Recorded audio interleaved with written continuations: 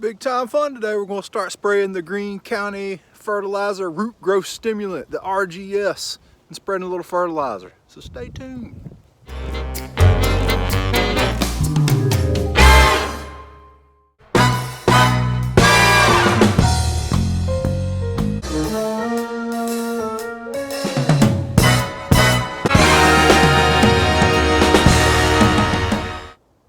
What's going on, guys? This is always how you want to start your day off, to show up to one of your houses to mow the yard.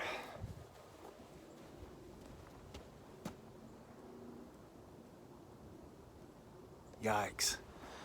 Anyway, this isn't a super nice yard anyway, so it doesn't kill me, but I still don't like to see it.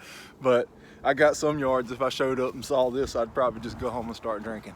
But anyway, this will give them a good excuse to get me to do some good stuff to this Bermuda this summer, and hopefully get it to fill up whatever all that crap is. I guess they had a sewer line go bad or anything or something. But this one's overseeded in ryegrass for the winter. Anyway, no biggie. But what we've been doing the last few weeks is we've started our pre and post emergent applications. It's what is it? It's like February 9th, something like that. But coming over here to work on this one. I sprayed this one last week with pre and post emergent, and if I'd have had RGS on me, I'd have gone ahead and started on what I'm going to do today then too, but I didn't have any with me. So coming back today, this is one of my mowing maintenance places anyhow, so you know, I had to come here every week anyway. But this grass isn't really in the mood to be mowed right now. It was warm over this past week, but we had some really cold temperatures leading up to that. So it finally winter came on it, and it stunted it back a little bit from the week before. It kind of hurt it, but the herbicide I put on it kind of stunned it a little bit. But we're gonna wake her up today. We're gonna throw down the RGS and some fertilizer. So we're gonna wake them up in the spring with the RGS. Show you what we're gonna do. All right, I got it on my corn pod. But like I said, I'm gonna go ahead with the RGS at 6 ounces per 1,000, and I'm gonna make the acre worth of load here. You wanna make sure you shake this stuff up vigorously. Agitate it. Get agitated, buddy. How big a mess I make with this.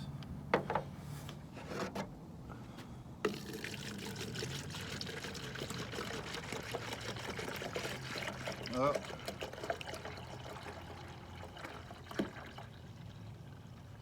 Oh, smells like success.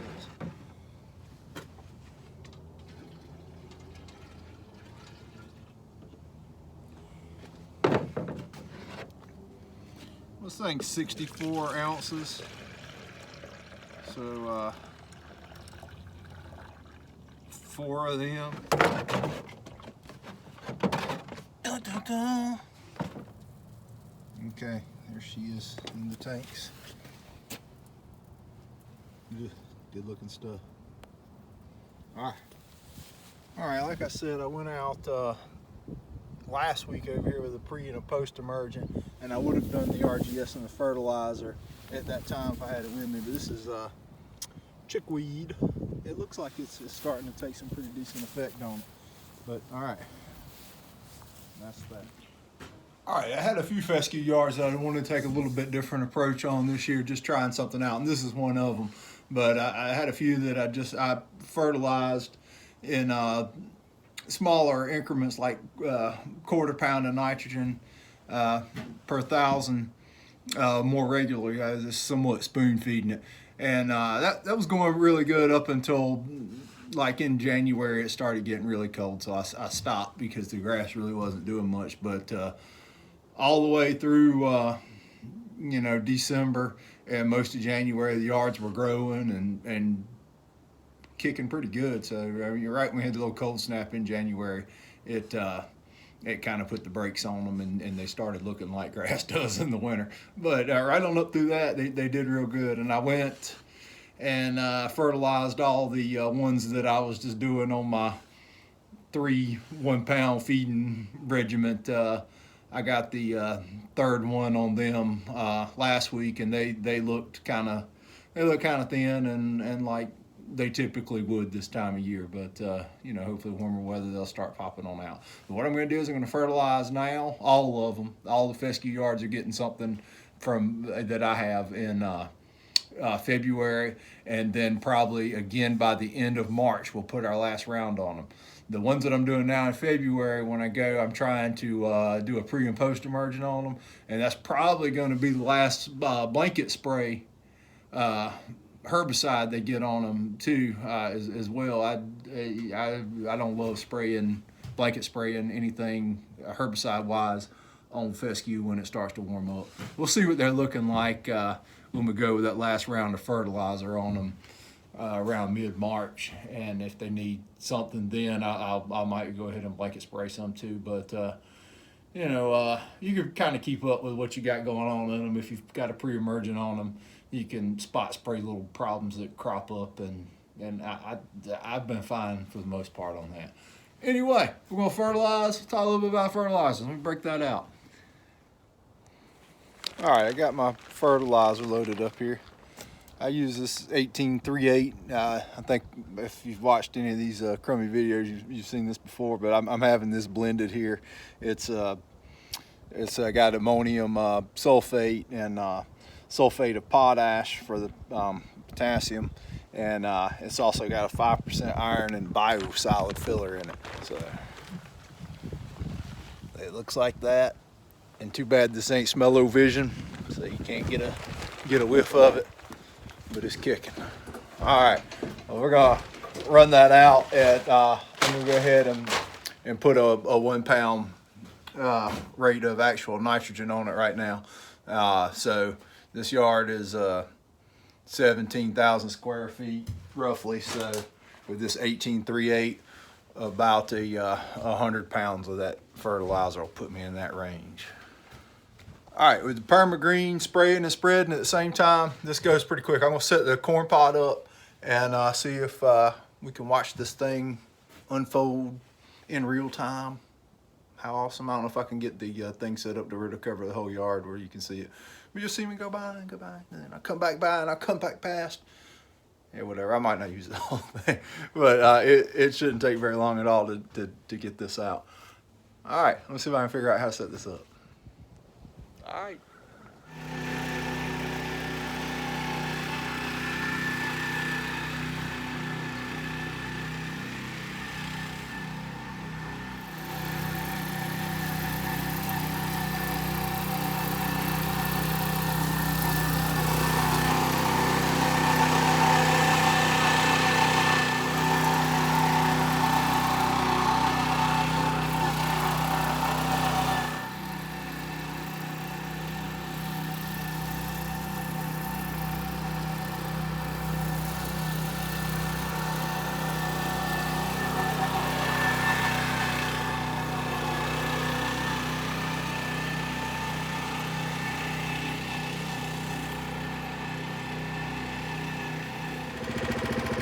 Okay, sprayed the front yard in about 10 minutes, but here's what you can't do with the Z-Spray, and I couldn't do with the PPC Total Turf Deluxe 5000 boom sprayer.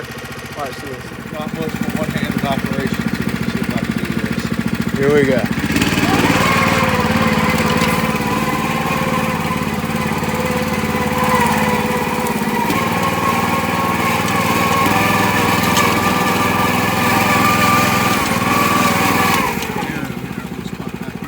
Has literally been pounded to death on the RGS product, and if you've been watching any of this YouTube grass stuff, by now you've seen and heard about it, and it really does work. Humic acid is not a fad or anything. It's pretty widely used in agriculture too. The good thing about what you can get from Greene County is the price and the availability. The ag stuff is a little bit more expensive, and if you're a homeowner or something, you're not going to be able to just go pick up a little small amount to do your yard, like you can order through the GCI Turf Academy or the Lawn Care Nut. So that's a positive. But getting ready to do the same thing to this yard. It's a little bit color drained too from the herbicide shot I put on it last week and the cold weather from before. So doing the same thing, got the ammonium sulfate doo-doo fertilizer and the RGS going out on it. But anyway, man, I just not a whole lot more I can say about it.